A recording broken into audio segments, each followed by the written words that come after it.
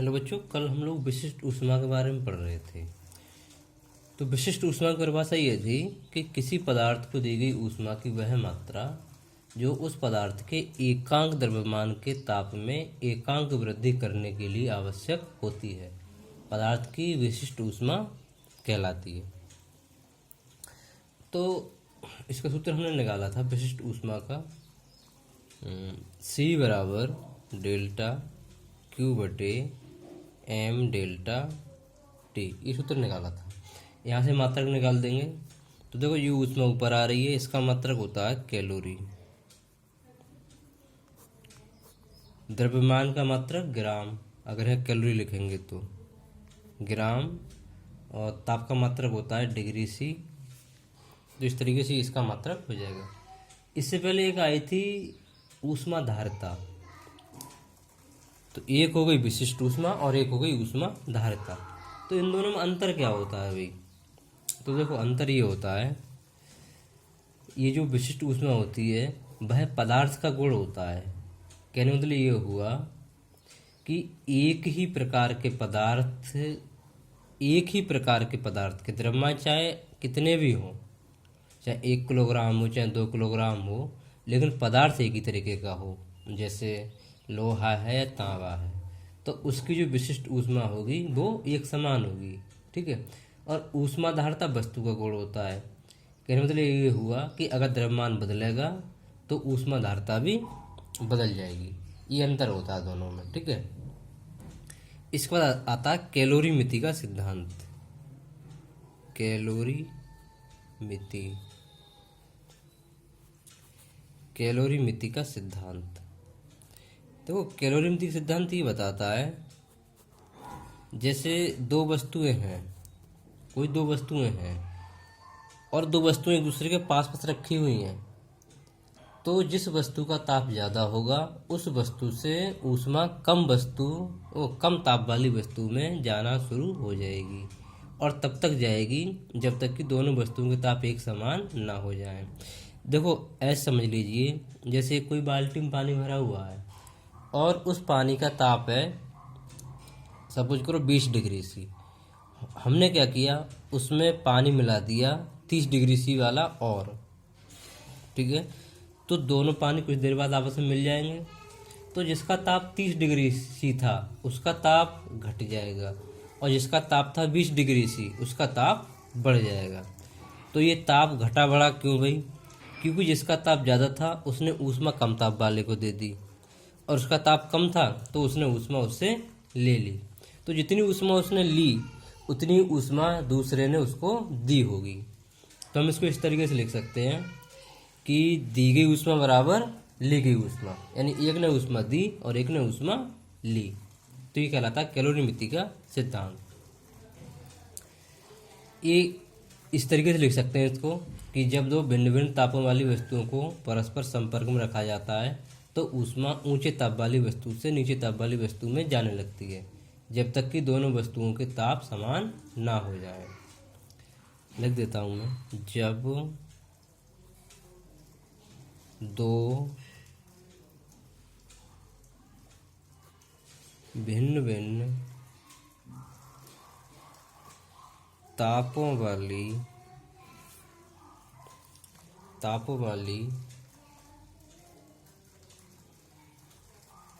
वस्तुओं को परस्पर संपर्क में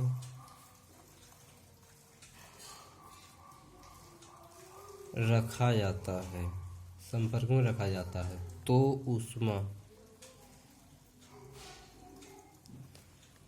ऊष्मा ऊंचे ताप वाली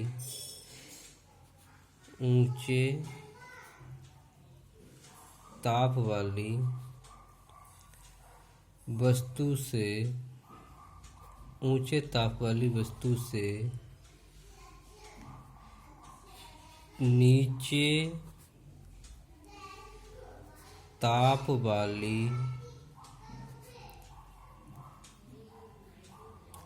वस्तु में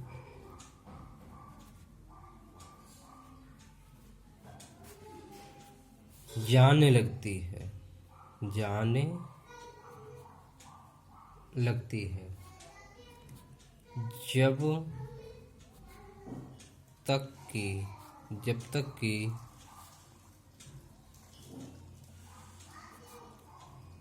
दोनों के ताप समान ना हो जाए। तो भाई एक वस्तु ने ऊष्मा ली, एक वस्तु ने ऊष्मा दी, तो हम लिख सकते हैं दी गई ऊष्मा बराबर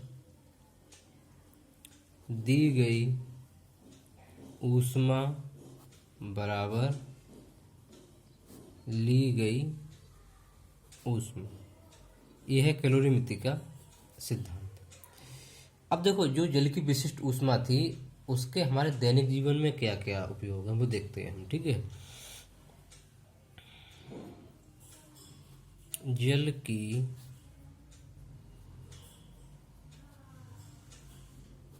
विशिष्ट ऊष्मा का दैनिक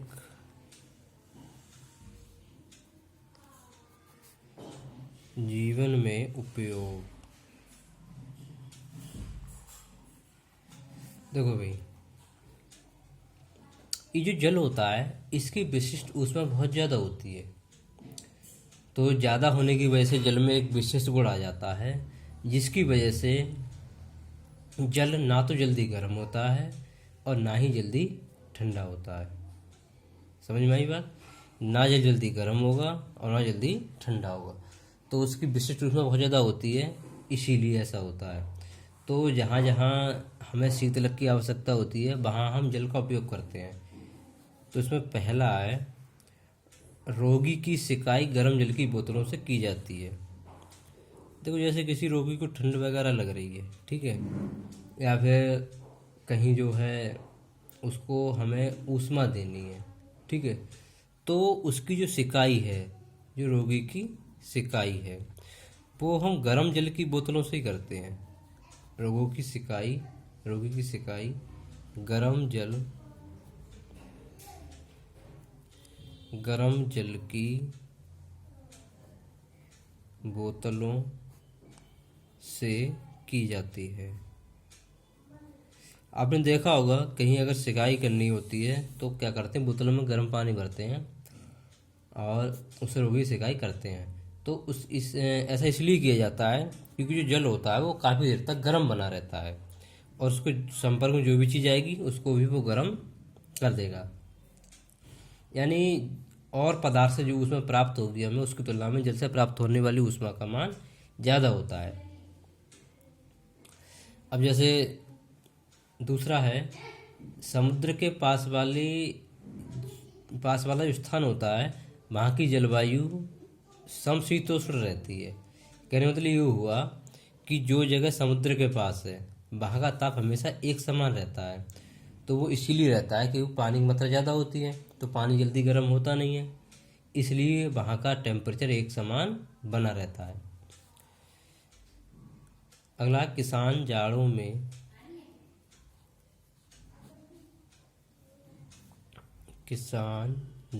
में अपने पौधों को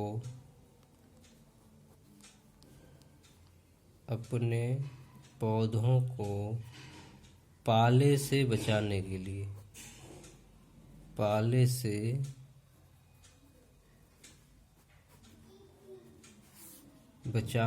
लिए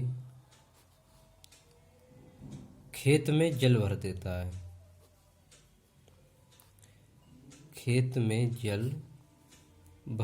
है। अब देखो, मौसम बहुत ठंडा हो गया भाई। जब मौसम ठंडा होगा तो पौधे भी ठंडे हो जाएंगे और उसकी वजह से पौधे नष्ट भी हो सकते हैं। तो उनको नष्ट होने से बचाने के लिए किसान क्या करता है, खेत में पानी भर देता है। तो पानी भरने से क्या होगा, जो खेत का टेम्परेचर है वो बाहर के टेम्परेचर की तुलना में ज़्यादा बना रहेगा तो पौधे ठंडे नहीं होंगे और पौधे सुरक्षित बने रहेंगे। ठीक है। जो जल की विशिष्ट ऊष्मा होती है भाई, अब वो जैसे पदार्थ तीन प्रकार के होते हैं, ठोस, द्रव और गैस। तो जो विशिष्ट ऊष्मा बताई थी वो ठोस और द्रव के लिए तो सही है, ठीक है, लेकिन गैस के लिए सही नहीं होती है, ठीक है। तो गैस की जो विशिष्ट ऊष्मा है वो दो प्रकार से व्यक्त करी जाती है। ये बात समझ में आई। ये जो हमने विशिष्ट ऊष्मा की परिभाषा दी थी ऊपर, जो बात बताई थी, वो ठोसों और द्रवों के लिए थी, ठीक है, लेकिन गैसों के लिए वो सही नहीं थी। तो गैस की जो विशिष्ट ऊष्मा होती है वो दो तरीके से व्यक्त करी जाती है। एक तो जब हम क्या करते हैं कि गैस की जो विशिष्ट ऊष्मा है उसको दो तरीके से व्यक्त करते हैं कि वो शून्य से लेकर अनंत अनंत तक कुछ भी हो सकती है। देखेंगे जरा, गैसों की विशिष्ट ऊष्मा, विशिष्ट ऊष्मा पहली है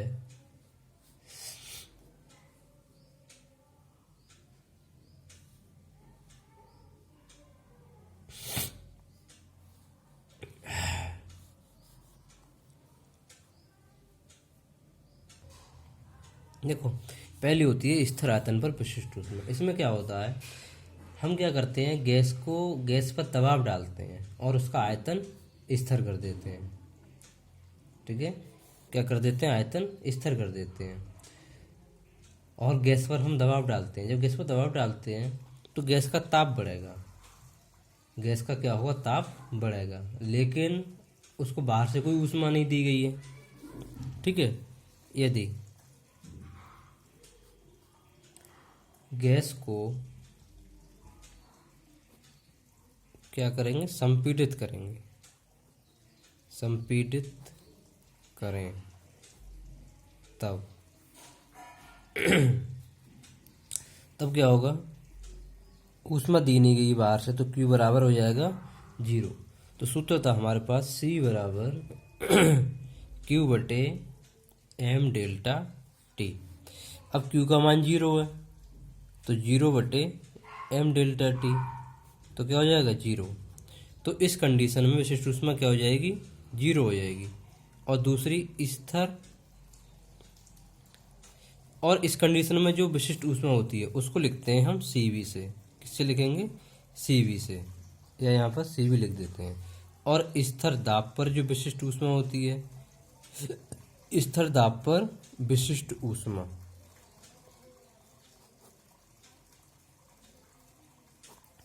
इसको लिखते हैं CP से। अब हमने दाब स्थिर कर दिया है भाई, गैस का दाब स्थिर कर देंगे तो गैस का प्रसार नहीं होगा, ठीक है, दाब हमने स्थिर कर दिया है, ठीक है। तो इस कंडीशन में क्या होता है भाई कि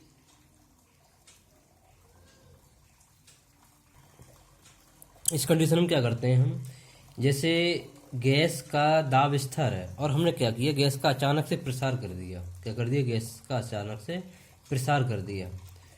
और प्रसार करते समय हम गैस को इतनी ऊष्मा देते हैं बाहर से कि उसके ताप में कोई परिवर्तन ना हो, यानी जो डेल्टा T है उसमें कोई परिवर्तन ना हो, ठीक है। तो C बराबर देखते हैं, तो C बराबर था Q बटे M डेल्टा T। अब डेल्टा T बराबर क्या लगाऊंगा मैं इसमें, 0, तो M गुणा 0। तो इस कंडीशन में ऊष्मा आ जाएगी अनंत। तो हम ये कह सकते हैं कि इस कंडीशन में जो गैस की विशिष्ट ऊष्मा होगी वो क्या हो जाएगी, अनंत हो जाएगी। तो अब रिजल्ट ये निकल के आता है कि जो गैस की विशिष्ट ऊष्मा होती है उसका मान 0 से अनंत तक हो सकता है। और ये इस बात पर डिपेंड करेगा कि गैस को ऊष्मा देते समय गैस की दाब तथा आयतन संबंधी स्थितियां क्या हैं, ठीक है। अब यहाँ पर दो ऊष्माएं निकल के आ गई भाई, एक आ गई स्थिर आयतन पर विशिष्ट ऊष्मा और एक आ गई स्थिर दाब पर विशिष्ट ऊष्मा, ठीक है। तो यहाँ पर लिखते हैं CP का मान CV से अधिक होता है, अधिक होता है देखो भाई, ये प्रश्न आता है कि Cp का मान Cv से अधिक होता है, अधिक क्यों होता है वो मैं बताना है। तो देखो मैं यहाँ पर दो चित्र बनाता हूँ। देखो भाई, मैंने यहाँ पर ये दो बेलनाकार बर्तन लिए हैं, ठीक है, और इनमें पिस्टन लगा दिया, ये वाला एक पिस्टन ये लगा, एक पिस्टन ये लगा, दोनों में, ठीक है। इसको मैंने स्थिर आयतन पर रखा है और इसका मैंने दाब स्थिर रखा है। तो होता क्या है भाई, ये जो पिस्टन है ऊपर नीचे खिसक सकती है। अब इसके अंदर गैस भरी हुई है, अब हम इसको नीचे से गर्म कर रहे हैं भाई। तो जब इसको गर्म करेंगे और इसका आयतन स्थिर है, तो इसमें जो ऊष्मा जाएगी इसके अंदर वो क्या करेगी, गैस का केवल ताप बढ़ाएगी। क्या करेगी, गैस का केवल ताप बढ़ाएगी। और यहाँ पर मैं जो ऊष्मा दे रहा हूँ नीचे से, वो ऊष्मा क्या करेगी, गैस का ताप भी बढ़ाएगी। और चूंकि आयतन तो इसका स्तर है नहीं, तो जब इस पर दाब बढ़ेगा इस वाले पिस्टन पर, तो पिस्टन ऊपर की ओर खिसक जाएगा और इससे क्या होगा, इसका आयतन भी बदल जाएगा। तो ध्यान देने वाली बात यह है कि यहाँ पर जो मैं ऊष्मा दे रहा हूँ वो दो जगह खर्च होगी, एक तो ताप बढ़ाने में और दूसरी आयतन बढ़ाने में, दो जगह खर्च हो रही है। और यहाँ पर जो ऊष्मा दी जा रही है वो केवल क्या कर रही है, ताप बढ़ा रही है, तो ऊष्मा यहाँ पर ज़्यादा खर्च होगी। तो इसलिए हम कहते हैं कि जो Cp है उसका मान Cv के मान से अधिक होता है, क्योंकि ऊष्मा दो जगह खर्च होती है और एक ये वाली ऊष्मा एक ही जगह पर खर्च होती है। ओके, अगला हेडिंग है अवस्था परिवर्तन। तो देखो, अवस्था परिवर्तन का मतलब ये होता है कि पदार्थ को एक अवस्था से दूसरी अवस्था में ले जाना। जैसे हम जानते हैं पदार्थ की तीन अवस्थाएं होती हैं, ठोस, द्रव और गैस। तो सामान्य ताप पर जो प्रत्येक पदार्थ होता है वो अपनी किसी भी एक अवस्था में रहता है। अगर वो ठोस है तो ठोस में रहेगा, द्रव है तो द्रव में रहेगा, और गैस है तो वो गैस में रहेगा, ठीक है। लेकिन जब हम गर्म करते हैं, जब गर्म करेंगे, जैसे घी है, घी को आप गर्म करिए तो वो द्रवावस्था में आ जाएगा। और अगर हम घी को ठंडा करें तो वो ठोस अवस्था में चला जाएगा। तो ये अवस्था कब बदल रही है, जब उसका ताप बदल रहा है। तो सामान्य ताप पर पदार्थ अपनी निश्चित अवस्था में रहता है, लेकिन जैसे ही हम उसके ताप में परिवर्तन करेंगे तो वो ठोस से है द्रव में आ जाएगा। अगर वो द्रव है तो वो गैस में बदलना चालू हो जाएगा। तो इसे कहते हैं हम अवस्था परिवर्तन। अब जैसे पानी है, पानी को आप गर्म करें तो पानी भाप में बदलना शुरू हो जाता है, और उस भाप को ठंडा करें हम तो द्रवावस्था में बदलना शुरू हो जाती है। तो इसे कहते हैं अवस्था परिवर्तन। यानी ठोस से द्रव में, यानी कोई पदार्थ अगर ठोस है तो ठोस से अगर हम द्रव में उसको बदल रहे हैं तो वो कहलाएगा गलन। क्या कहलाएगा, गलन। और द्रव से गैस, द्रव से गैस या भाप में बदलने को कहेंगे वाष्पन। समझ में बात आई। मैंने कोई पदार्थ लिया, उसको गर्म किया और वो ठोस है, तो वो ठोस से द्रव में परिवर्तन, ठोस से द्रव में परिवर्तन, ये कहलाता है गलन। क्या कहलाएगा, गलन। और द्रव से गैस, यानी द्रव से क्या बदल रहा है, वो गैस या भाप में अथवा वाष्प में, तो वो कहलाएगा वाष्पन। क्या कहलाएगा, वाष्पन। अब कुछ पदार्थ ऐसे भी होते हैं भाई, जैसे आयोडीन नौसादर है, वो गर्म करने पर, कपूर है, गर्म करने पर ठोस अवस्था से सीधे किस में बदल जाते हैं, गैस अवस्था में। तो इस प्रक्रिया को कहते हैं हम ऊर्ध्वपातन। ऊर्ध्वपातन सुना है आप लोगों ने। यानी ठोस से द्रव में बदलने को क्या कहेंगे, गलन। द्रव से गैस में बदलने को क्या कहेंगे, वाष्पन।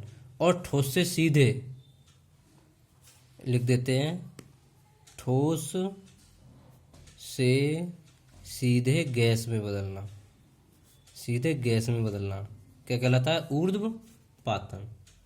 ठीक है। इसके बाद आता है गुप्त ऊष्मा। गुप्त ऊष्मा,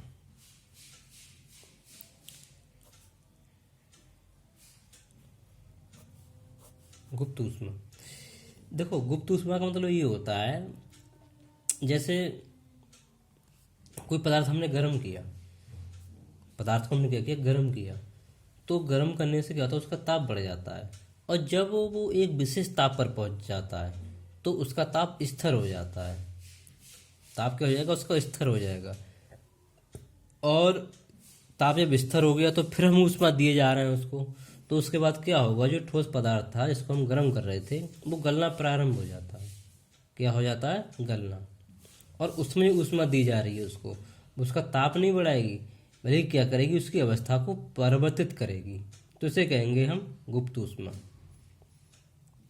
या फिर ऐसे भी कह सकते हैं इसको कि किसी पदार्थ को दी गई ऊष्मा की वह मात्रा जो उस पदार्थ की अवस्था को परिवर्तित कर दे या करने के लिए आवश्यक होती है, पदार्थ की गुप्त ऊष्मा कहलाती है।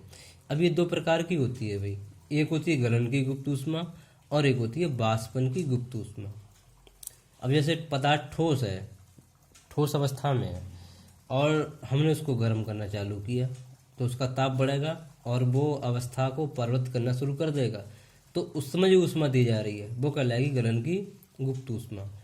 और इसी तरीके से जब हम किसी द्रव को गर्म करते हैं तो द्रव का पहले ताप बढ़ेगा, लेकिन कुछ देर बाद ताप स्थिर हो जाएगा और द्रव उबलने लगता है। और उबलने के बाद जो द्रव को, उबलते समय द्रव को जो ऊष्मा दी जाती है वो ऊष्मा उसका ताप नहीं बढ़ाती, बल्कि उसको उबालने में व्यय होती है। तो वो कहलाती है वाष्पन की गुप्त ऊष्मा। तो ऊष्मा दो प्रकार की हो गई, परिभाषा लिख देता हूं मैं। हाँ, ये गुप्त ऊष्मा दो प्रकार की होती है। नंबर एक होती है गलन की गुप्त ऊष्मा। तो इसका मतलब ये होता है कि किसी पदार्थ की गलन की गुप्त ऊष्मा ऊष्मा की वह मात्रा है जो उस पदार्थ के एक मात्रक द्रव्यमान को बिना ताप बदले ठोस अवस्था से द्रव्यावस्था में बदलने के लिए दी जाती है। जैसे बर्फ़ है भाई, अब बर्फ़ है ठोस अवस्था में, तो वो तब पिघलेगा जब उसको इतनी ऊष्मा मिलेगी। अगर ऊष्मा उसको नहीं मिलेगी तो वो पिघलने वाला नहीं है, ठोस ही रहेगा। ठीक है, आपने देखा होगा कि बर्फ़ जब गिरती है, सुना होगा बर्फ़ जब गिरती है तब ठंडक कम होती है, लेकिन जब वो पिघलती है तब ठंडक ज़्यादा हो जाती है। क्योंकि जब वो पिघलती है तो चारों ओर के वातावरण से ऊष्मा लेती है, इसलिए वातावरण का ताप कम हो जाता है और ठंडक महसूस होती है, क्योंकि उसकी गुप्त ऊष्मा इतनी होती है। अगर ऊष्मा ये नहीं मिलेगी तो बर्फ़ नहीं पिघलेगी। दूसरा है वाष्पनीय गुप्त ऊष्मा।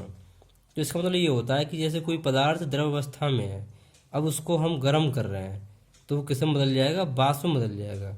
तो द्रव को वाष्प में बदलने के लिए जो ऊष्मा दी जाएगी वो कहलाएगी वाष्पन की गुप्त ऊष्मा। अब जैसे जल है भाई, जल उबलने लगा, जल का ताप हो गया 100 डिग्री सी, तो जब उसको इतनी ऊष्मा और मिलेगी तो वो किस में बदलना चालू हो जाएगा, भाप में। आपने देखा होगा कि गर्म जल की तुलना में अगर हम भाप से जलें, वाष्प से जलें तो जलन ज़्यादा होती है, क्योंकि जल का ताप 100 डिग्री सी होता है, लेकिन वाष्पन की जो गुप्त ऊष्मा होती है वो होती है 539 डिग्री, 539 किलो कैलोरी प्रति किलोग्राम। इसलिए भाप से जलना ज़्यादा खतरनाक होता है गर्म जल की तुलना में। ओके।